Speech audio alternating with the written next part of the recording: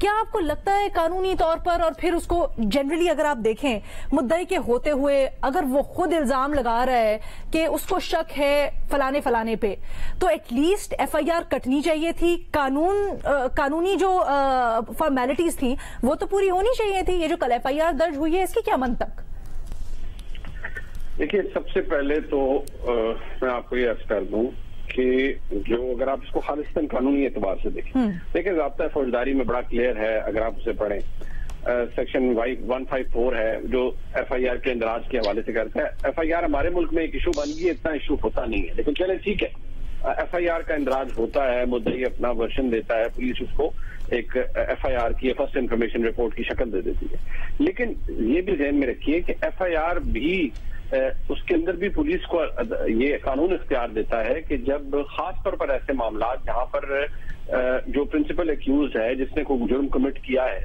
وہ گرفتار ہو جائے ایف آئی آر کے کٹنے سے پہلے، جیسے یہ شخص گرفتار ہو گیا آن دا اسپاٹ، کھلا مجمع تھا، لوگوں نے پکڑا، عینی شاہدین موجود تھے، بندہ پکڑا گیا. اب جب وہ گرفتار ہو گیا ہے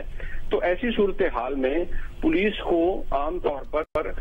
کچھ شواہد مزید درکار ہوتے ہیں، جیسے عمران خان صاحب نے کچھ ہائی پروفائل لوگوں کے بارے میں کہا. جب میں نے گزشتہ روز بھی عرض کیا تھا، آج بھی کہوں گا کہ اگر معاملہ صرف وزیر اعظم اور انٹیریئر منسٹر کا ہوتا تو یہ ایف آئی آر پہلے ہی درج ہو چکی ہوتی. مسئلہ ایک ذمہ دار فوجی افسر کا تھا جن کا نام عمران خان صاحب شامل کروانا چاہ رہے تھے. اب ایک نقطہ نظر یہ ہے کہ نہیں جی ایف آئی آر درج ہو جاتی، کون سا پہاڑ ٹوٹ جانا تھا. وہ پہاڑ اس لیے ٹوٹنا تھا کہ اگر یہ سلسلہ شروع ہو جاتا تو پھر تو اس ملک کے اندر متعدد جگہوں پر فوجی افسران کے نام لے کر جس کا نہیں بھی کوئی تعلق بنتا ان کے خلاف ایف آئی آریں درج کی جاتی، کیونکہ ایک پریسیڈنٹ سیٹ ہو جاتا.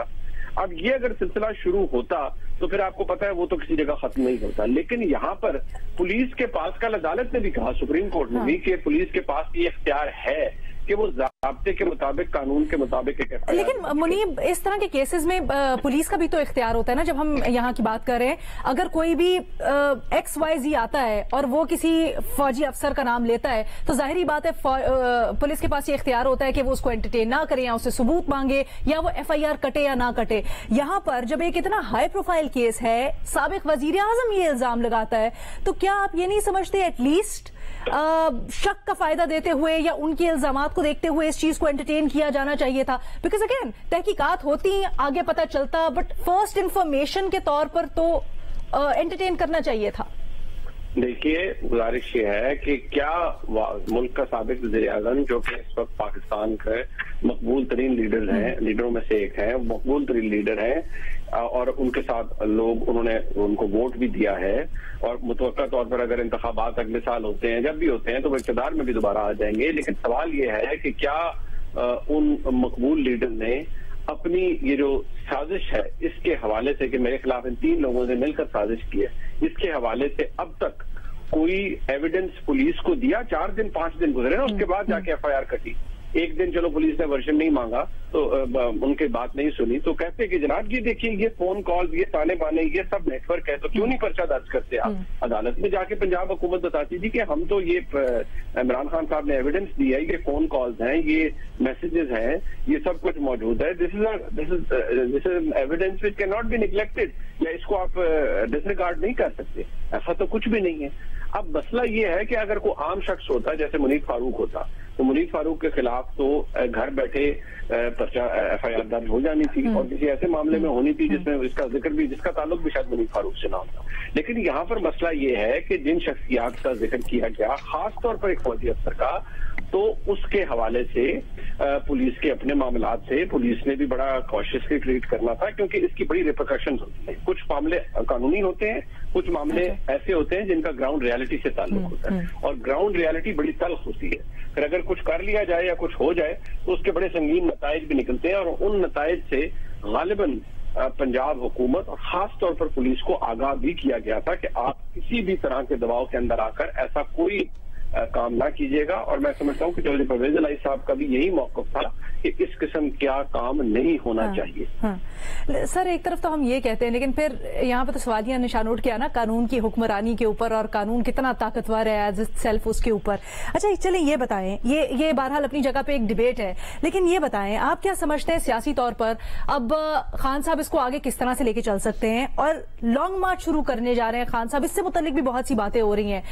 کیا مقصد آپ کو نظر آتا ہے؟ آج خان صاحب نے صحافیوں سے بات کرتے ہوئے ان سے ایک سوال ہوا, نے کہا خان صاحب کیا اہم تعیناتی, بہت سے لوگ کہہ رہے ہیں آپ کا مقصد ہے اور آپ اس لیے بیٹھنا چاہتے ہیں وہاں پر جا کے کہ آپ کسی نہ کسی طرح سے اپنے آپ کو اس پوزیشن میں لے کے آئیں یا حکومت کو اس پوزیشن میں لے کے آئیں کہ نیگوسیٹ کر سکیں اس کے اوپر. انہوں نے کہا یہ میرا مسئلہ نہیں ہے, میرا ایشو نہیں ہے. دیکھیے عمران خان صاحب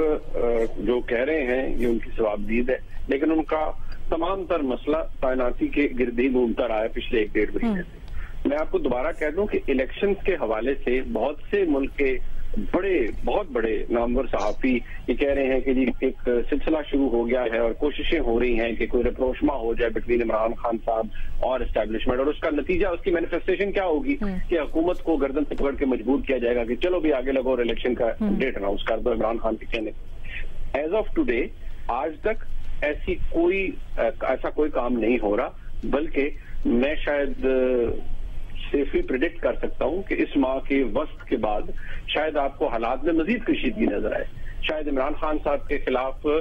جو قانونی معاملات ہیں اس میں گھیرا مزید تنگ ہوتا ہوا نظر آئے. شاید آپ کو یہ پتہ لگے کہ عمران خان صاحب جو اس وقت ملک میں کرانا چاہ رہے ہیں یا جو ان کے فالوورز کر رہے ہیں سڑکوں پہ, ان کے خلاف کوئی ڈیسائسو ایکشن ہو, جیسے آپ کھڑاک کہتے ہیں نا, تو شاید کھڑاک کی پوزیشن بھی ہو سکتی ہے, اور کچھ ایسی غیر متوقع اناؤنسمنٹس بھی ہو سکتی ہیں جو کہ آپ کو مجھے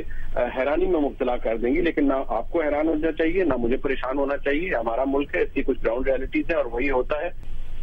لیکن can we justify that at the end of the day, یہ کوشچن آ جاتا ہے